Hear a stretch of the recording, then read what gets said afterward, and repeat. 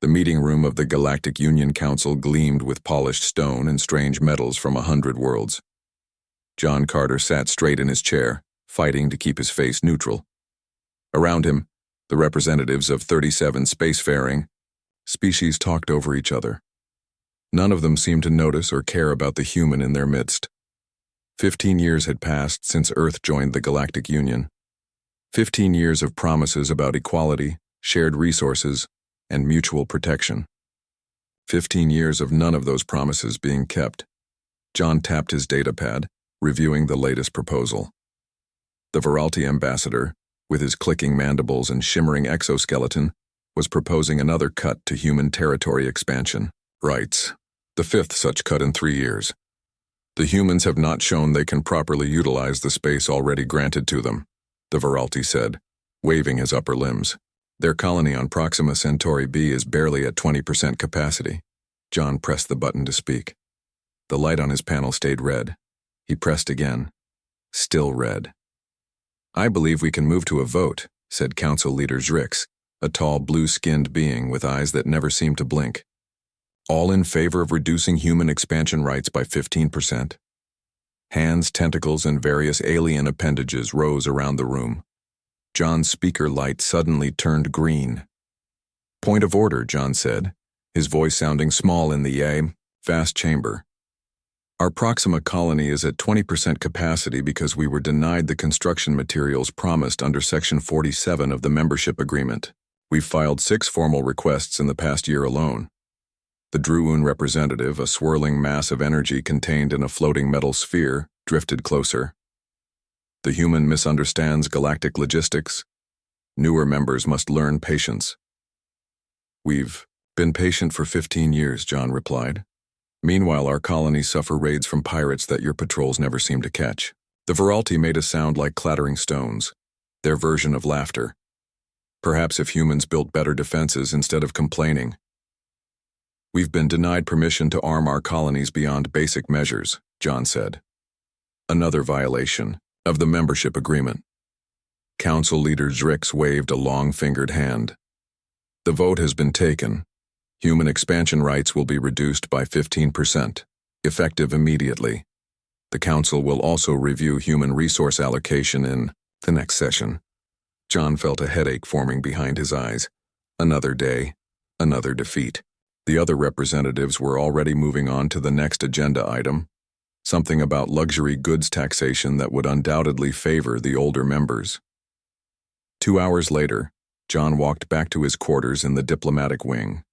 The hallways were filled with representatives from across the galaxy, most ignoring him completely. A group of Moravians, tall beings with ridged foreheads, moved aside as he passed, whispering something that made them all laugh. John's room was small compared to those of other representatives. The furniture was basic, designed for human comfort but nothing more. He sat heavily at his desk and opened a secure channel to Earth. General Laura Hayes appeared on the screen, her gray hair pulled back tightly, her expression serious. Another productive day, Mr. Carter? She asked, though her tone suggested she already knew the answer. They cut our expansion rights again. Next week they'll cut our resource allocation. The week after that, probably our voting rights. We're being squeezed. Out, General, Laura nodded. We've been monitoring the situation. The President is concerned. John ran a hand through his hair. They think we're weak. They think because we're trying to be diplomatic, we're pushovers. 15 years and we're worse off than when we started. What do you suggest? John looked directly into the camera. Send me someone who doesn't care about making friends. Send me someone who can show them what happens when human patience runs out. Laura was quiet for a moment. Then she smiled slightly. I know just the person. Expect a new diplomatic attaché within the week. As the call ended, John looked out his small window at the gleaming towers of the Galactic Union capital. Soon, he thought, soon they would learn that testing human patience was a dangerous game. John stood at the docking bay, watching as the Earthship landed smoothly on the platform. It was small compared to the grand vessels of the older galactic species, but its clean lines and perfect maintenance spoke of human attention to detail. The ship's ramp lowered with a soft hiss. A single figure walked down, carrying only a small black bag. Samantha Miller moved with the easy grace of someone completely comfortable in her own skin. Her dark hair was cut in a simple, practical style. She wore a plain gray suit that somehow managed to look both professional and slightly intimidating. "Mr. Carter," she said, extending her hand. "Sam Miller." John shook her hand, noting the firm grip and the calluses that spoke of more than office work. "Welcome to Galactic Union headquarters," he said. "I was expecting more delegation members." Sam's lips quirked in what might have been a smile. "I work alone. More efficient that way." As they walked through the gleaming corridors toward the human section, John studied her. There was something in her movement, something in her eyes that seemed to catalog everything around her. She didn't look impressed by the soaring architecture or the various alien species they passed. In his office, John offered her a seat and a cup of coffee, which she accepted with a nod. "Your file was mostly redacted," John said. "Most of my work has been classified," Sam replied, sipping her coffee. "But General Hayes thought my particular skills might be useful here." "And what skills are those?" Sam set down her cup. "I make problems go away, Mr. Carter. Sometimes through words, sometimes through other means." John leaned forward. "They call me the human doormat around here, you know. Behind my back, but alien whispers carry." "You've been playing by their rules," Sam said. "That was your job. Being the nice human, showing we can follow their precious protocols." "And what's your job?" Sam's eyes were calm. "To show them what happens when the nice approach fails." John spent the next hour briefing her on the political situation, the Viralti's systematic undermining of human trade routes, the Druun's blocking of human mining rights in 3 systems, the Council's repeated denials of protection for outlying human colonies. Sam listened without interrupting, occasionally making notes on a small device. When he finished, she simply asked, "When is the next council meeting?" "Tomorrow morning. They're discussing reduction of human resource allocation. Again." "Perfect," Sam said. "I'll attend as Earth's special envoy." "They'll want to know your credentials, your background," John warned. "Let them ask." The next morning, John led Sam into the council chamber. The room fell quieter as they entered. The sight of a new human face was unusual enough to draw attention. Council leader Zrix raised his blue-skinned hand. "I see Earth has sent a new representative. Please introduce yourself to the council." Sam stood, her posture perfect. She looked around the room slowly, meeting the eyes, optical sensors, or whatever passed for visual organs of each council member. The silence stretched uncomfortably. Finally, she spoke. "I'm here to observe how you operate. You can call me Patience." The Viralti representative clicked his mandibles. "Does the human have a proper title? Credentials?" "My credentials are with Earth," Sam said, her voice even. "My purpose here is to watch and learn."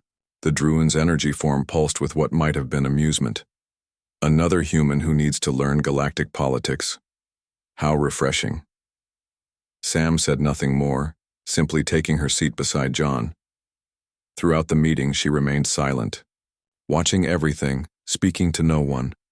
John noticed how she studied each species, how her eyes tracked their movements, how she seemed to be memorizing their patterns of speech and behavior.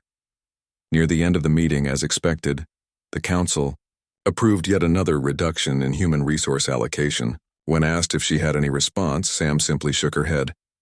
As they left the chamber, John noticed several representatives watching them with newfound curiosity. "You didn't say much," John noted as they walked back to the human section. "I said, 'Enough,'" Sam replied. "They think I'm harmless. That works for now. And what happens next?" Sam's face showed the first real smile since her arrival. "Next, I start collecting their secrets.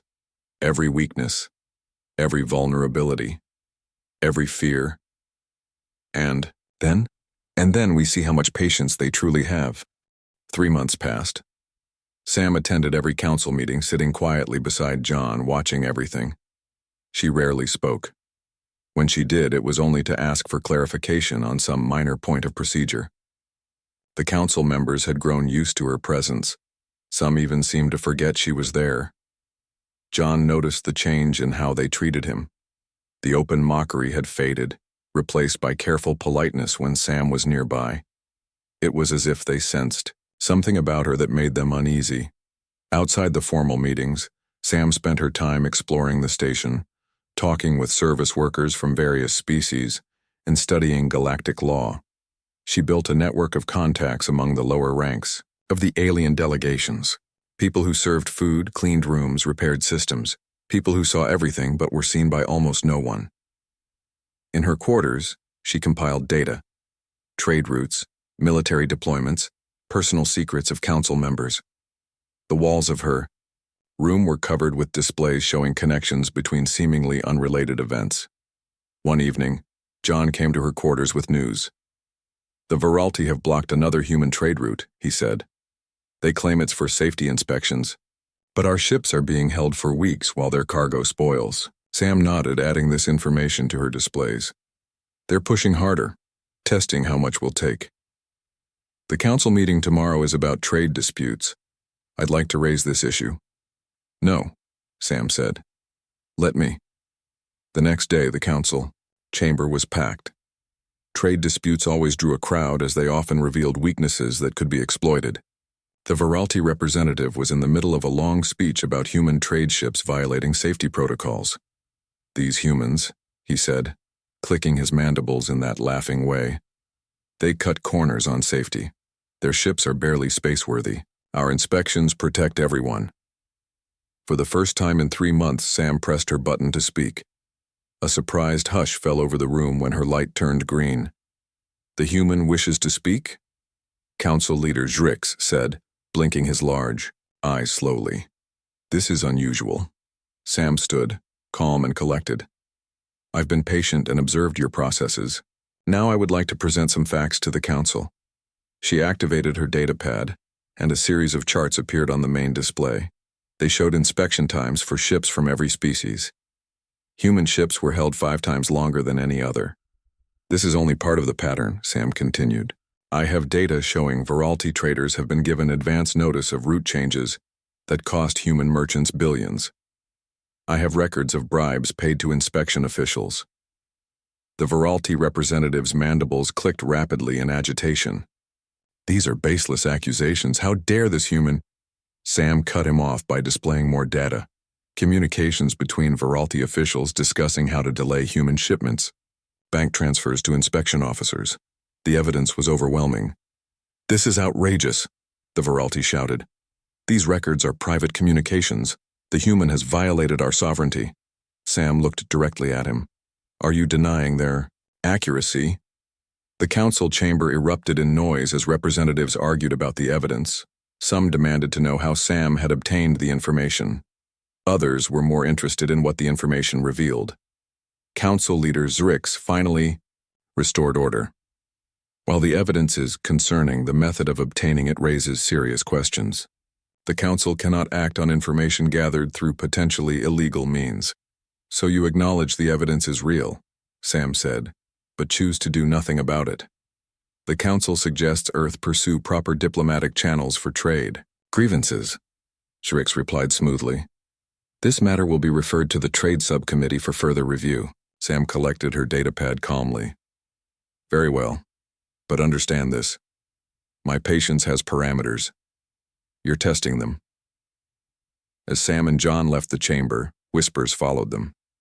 The aliens were no longer dismissive. Now they looked concerned. "That was impressive," John said quietly, "but they still did nothing." "They will," Sam replied.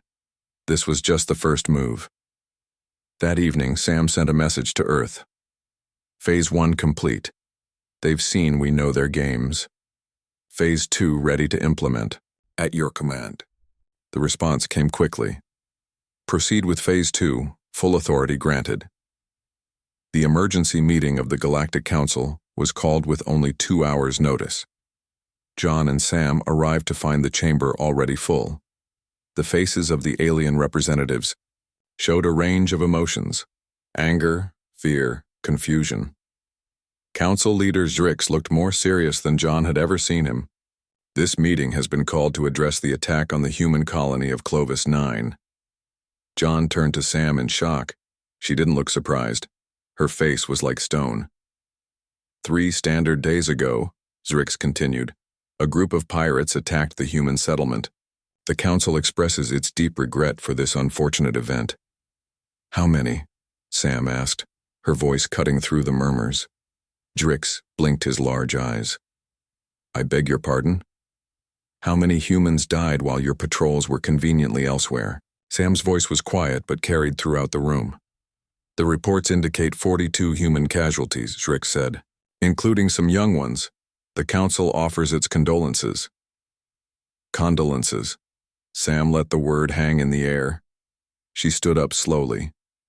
I need the chamber's main display system. Without waiting for permission, she connected her data pad. The large screen filled with a map of the space around Clovis 9. It showed the positions of galactic patrol ships during the attack. This is the standard patrol route, Sam said, tracing a line with her finger. And this is where the ships were at the time of the attack. She pointed to a spot far from the colony. Patrol routes are adjusted based on many factors, said the Druin representative, his energy form pulsing rapidly. Sam nodded. Yes, factors like this communication. She displayed a message ordering the patrol to change course. It was signed by a high-ranking Druin official. And this one. Another message appeared from the same official to an unknown recipient, with coordinates that matched those of the pirate ships. The chamber erupted in shouts and accusations. The Druun representative's energy sphere flickered violently. These are fabrications, he shouted. The human is trying to blame us for this tragedy. The authenticity of these messages can be verified, Sam replied calmly. The encryption was quite good. It took me almost an hour to break it. Council leader Zrix raised his hands for quiet. These are serious accusations that require investigation. A committee will be formed to— No, Sam interrupted. No more committees. No more investigations that go nowhere. 42 humans are dead. Children are dead. The loss of life is regrettable, Zrix said, his tone diplomatic. But the council must follow proper procedures. Sam's eyes were cold. Regrettable. Unfortunate. These are the words you use for human deaths. Would you use the same words if 42 Moravians died? Or Viralti? No one answered. I have given you evidence of corruption. I have shown you proof of conspiracy. And your response is to form a committee. Sam collected her datapad. My patience has run out. She walked toward the exit. The room was completely silent. Where are you going? Council leader Zrix called after her. Sam paused at the door but didn't turn around. To do what should have been done 15 years ago. After she left, the council broke into arguments and accusations. John sat quietly, watching the chaos. Then he too stood and left the chamber. He found Sam in her quarters packing her few belongings. You knew about the attack, John said. It wasn't a question. I received the intelligence too late to stop it, Sam replied. But I knew who was responsible. What happens now? Sam closed her bag. Now Earth shows the galaxy what we're really capable of. You're leaving? Yes. My job here is done. Here is— She handed him a small communication device. Keep this with you. When it signals, make sure you're somewhere safe. What are you going to do? John asked, feeling a chill despite himself. Sam looked at him, her eyes harder than he'd ever seen them. Nothing they wouldn't do to us, but enough that they'll never forget. As she walked out, she turned back one last time. Remember this moment, John. This is when everything changes. 3 weeks passed with no word from Earth. No official response about Clovis 9. No diplomatic protests. Nothing. The silence was more unsettling to the council than any angry demands would have been. John attended the meetings alone now. The IT aliens watched him with new wariness, but he said little, only handling routine matters with quiet efficiency. It began with small things. A shipment of luxury goods meant for the Viralti homeworld ended up at a remote mining colony. A diplomatic vessel carrying Druun officials found itself held at a checkpoint for safety inspections that lasted 3 days. Technical issues was all John would say when questioned about these incidents.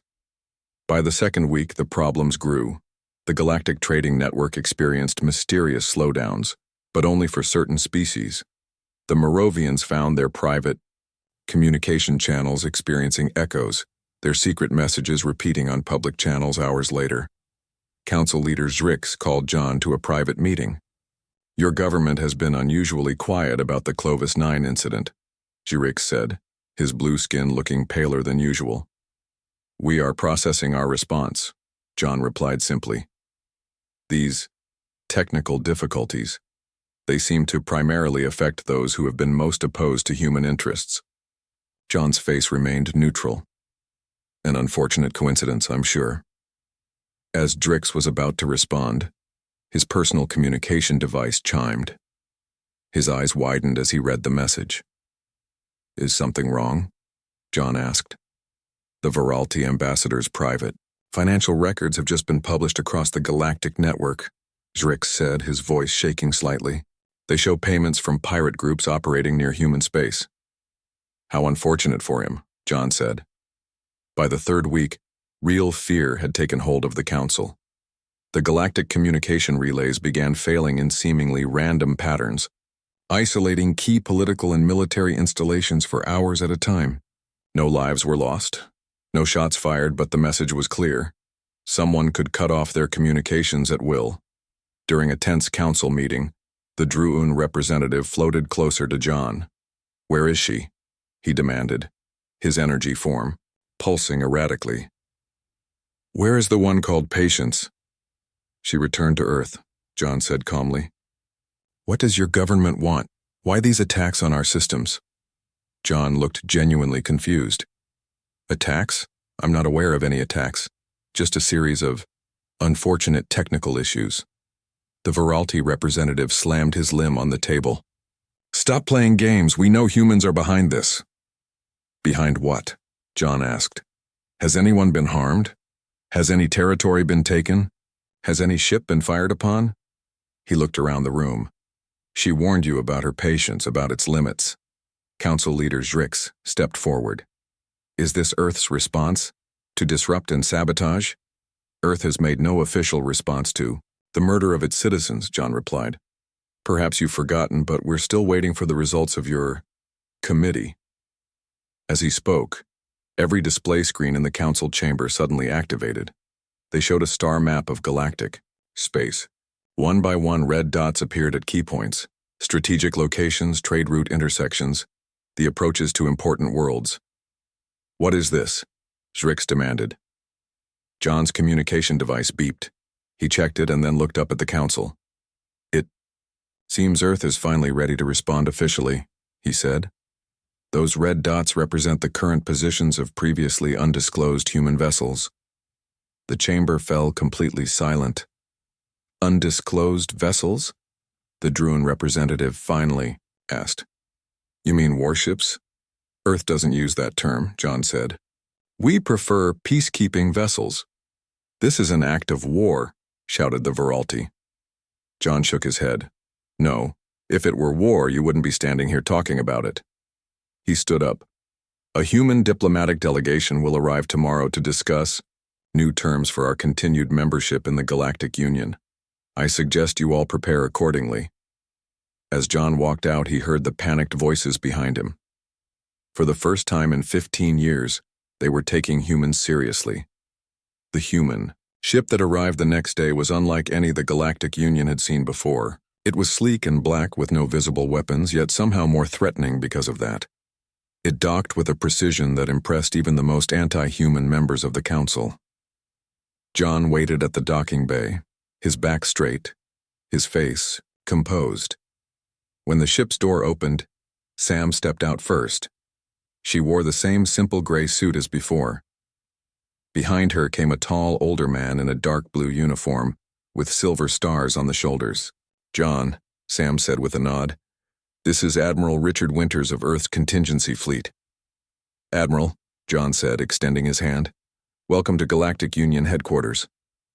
Thank you, Mr. Carter, the Admiral said. His voice was deep and calm.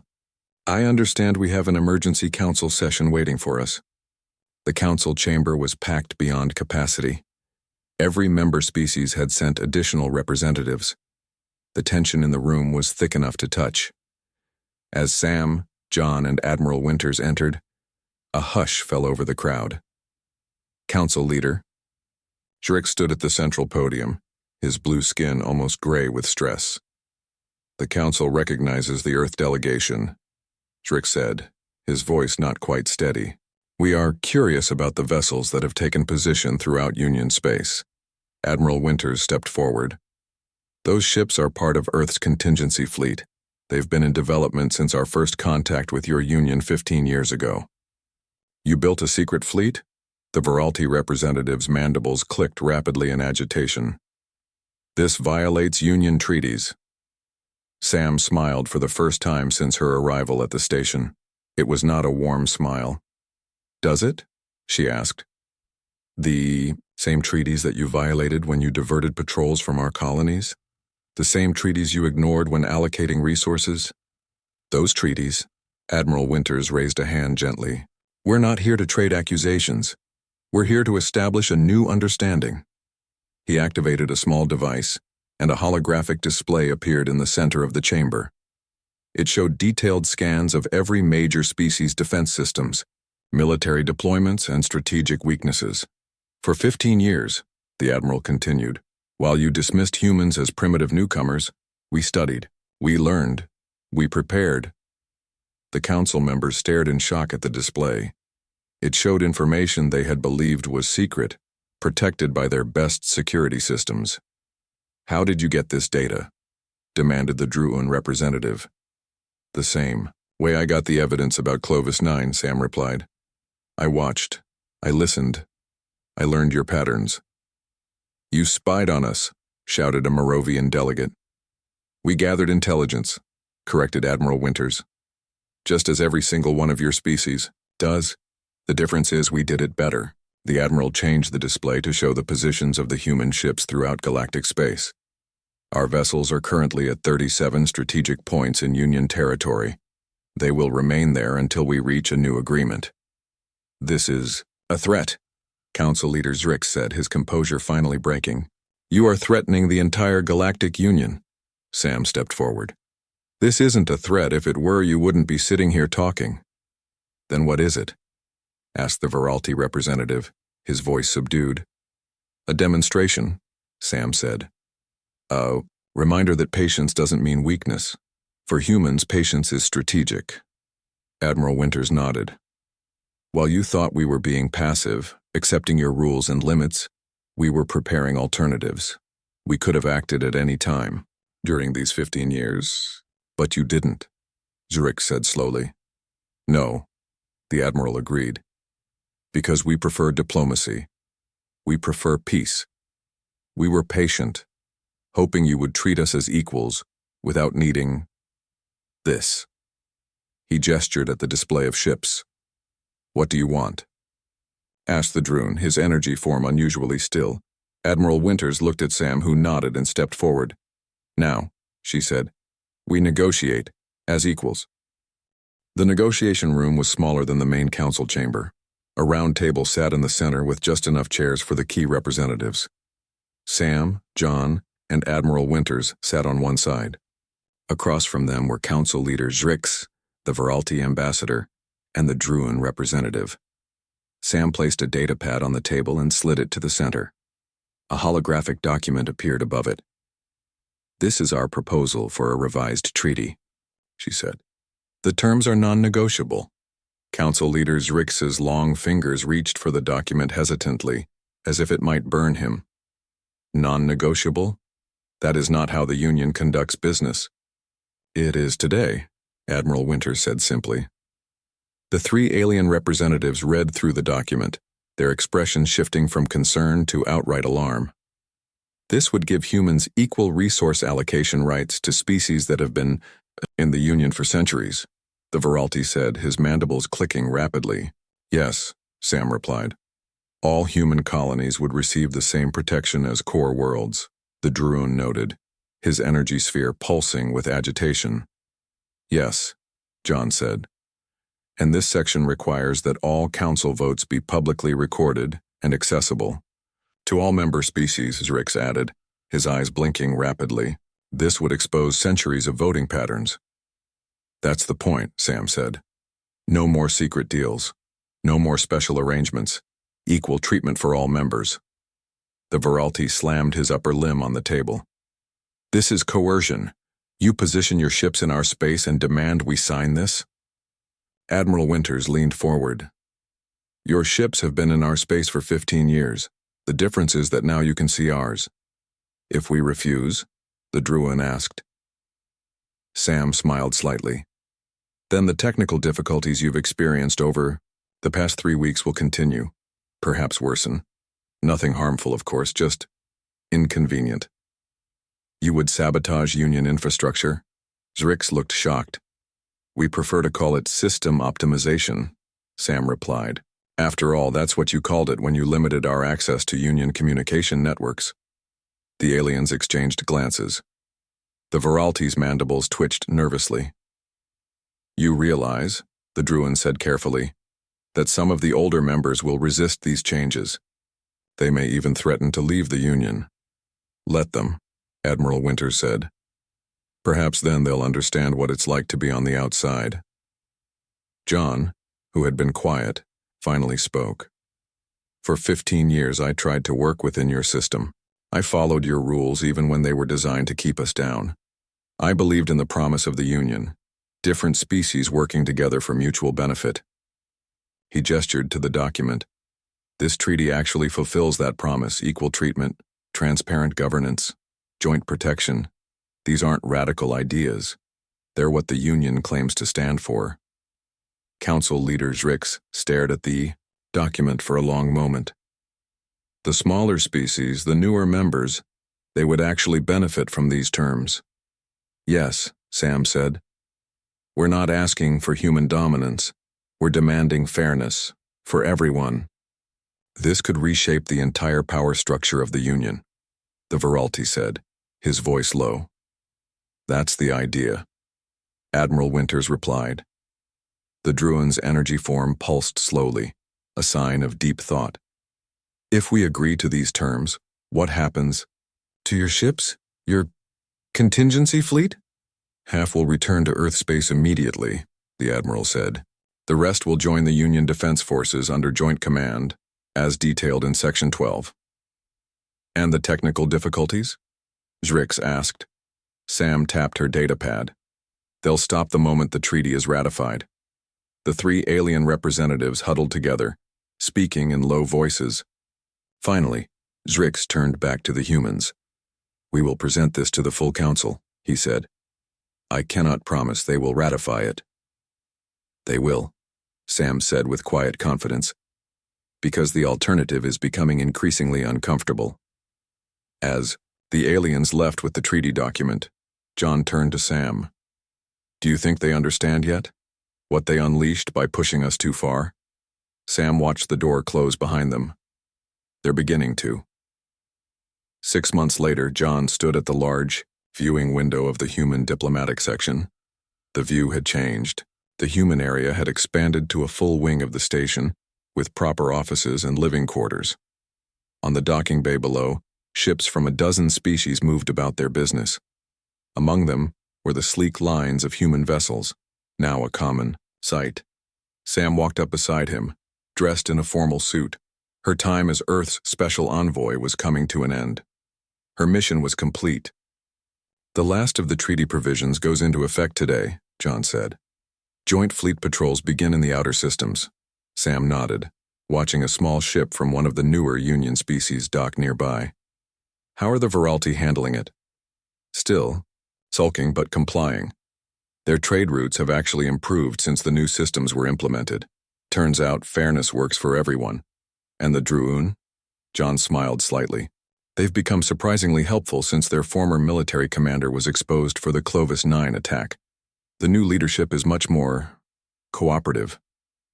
They watched in silence as a group of Union officials passed below, a mix of species, walking together, including 2 humans in official uniforms. I never thought I'd see this, John admitted. Real integration, real respect. Fear isn't respect, Sam reminded him. It's not fear anymore, John replied.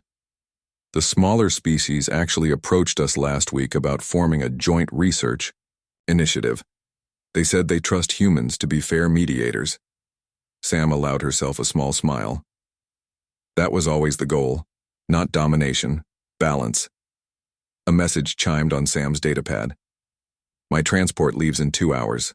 Earth is calling me home. Back to the shadows? John asked. Something like that. There are other problems that need patience. John turned to face her fully. Before you go, I've always wondered, what would you have done if they hadn't agreed to the treaty? Would Earth really have gone to war with the entire Union? Sam looked out at the ships moving peacefully below. No, that was never the plan. Then what? 1,000 small inconveniences, she said. Systems failing at critical moments. Trade deals collapsing due to technical errors. Communication breakdowns during important negotiations. She shrugged. No violence, no open confrontation.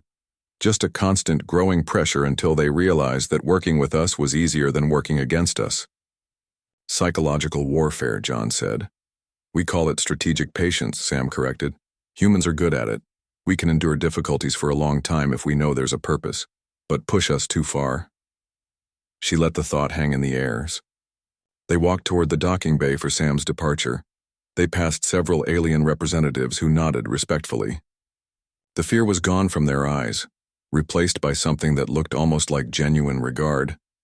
At the docking area, Admiral Winters was waiting. He had remained as the head of the Joint Union Defense Force. The Council approved the new security protocols this morning, he told them. All colonies, regardless of species, will receive equal protection now. No more Clovis 9s, Sam said quietly. Never again, the Admiral agreed. As Sam prepared to board her transport, John extended his hand. Thank you for showing them what we're really capable of. Sam shook his hand firmly. I didn't show them our capacity for violence or domination. I showed them our capacity for patience, and what happens when it runs out. The Admiral smiled. The funny thing is, 3 of the smaller species have approached me privately. They want to know if we could train their diplomats in human strategic patience. Sam laughed for the first time since John had met her. Tell them it's a very simple concept. Wait for the right moment. Prepare while you wait. And when the time comes, act decisively. As her ship departed, John watched it disappear into the stars. The galaxy had indeed learned what it meant when human patience ran out. Not violence, not destruction, but the unshakable determination to create a better system, even if they had to remake the rules to do it.